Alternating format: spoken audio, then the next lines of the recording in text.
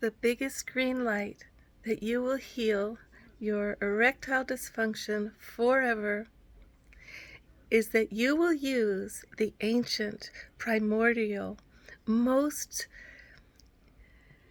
neglected superpower that has always been available to you, which is the divine feminine, tantric magic forbidden.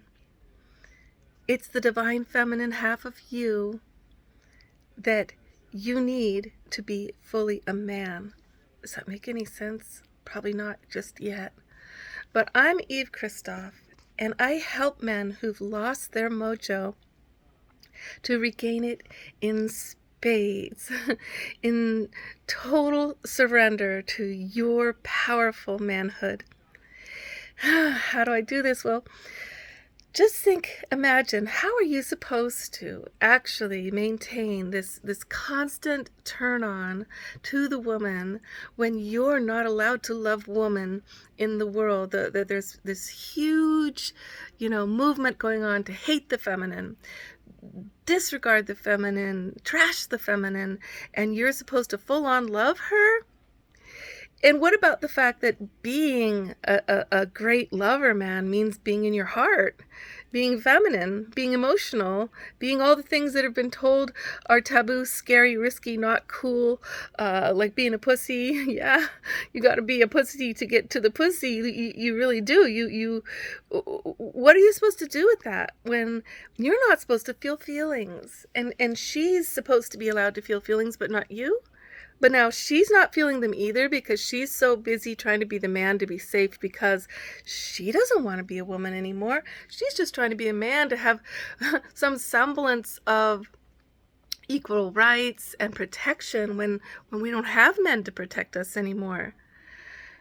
Wouldn't it be nice to know you could protect your woman in a sacred way instead of feeling like it has to be with guns or some kind of lot of money? No, there's a way you can protect her. And it starts with protecting the feminine side of yourself.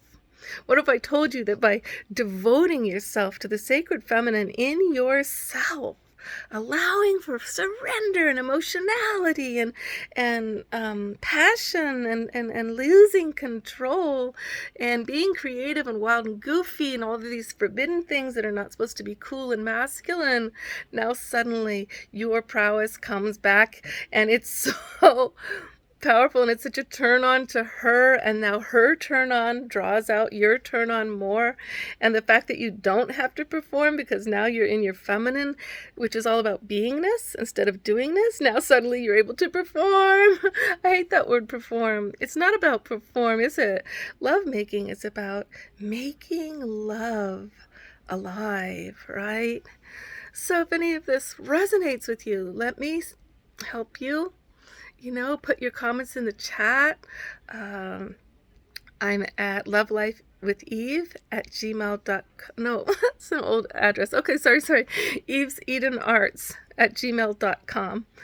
And oh my goodness, I'm looking forward to a conversation to know how you're doing and charting a path to the wild power. It's so primordial.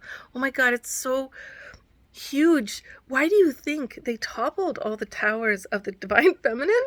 I mean, it's because when you call back the other half of yourself, we're all both masculine and feminine, right? We're both, to be a whole being, we need both sides of ourselves going to be emotional and spiritual and functional and rational and all these things. But when you call that back, you are so powerful. You're so magnetic that no one can control you. No one can bring you down. No one can outcompete you in terms of your lovability and your ability to love.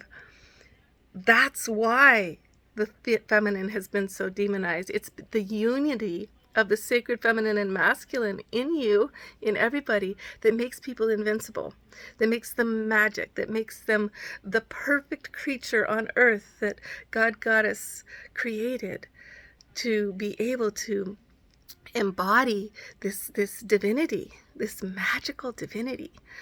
Woo! All right, I'm looking forward to the conversation. Much love, darling.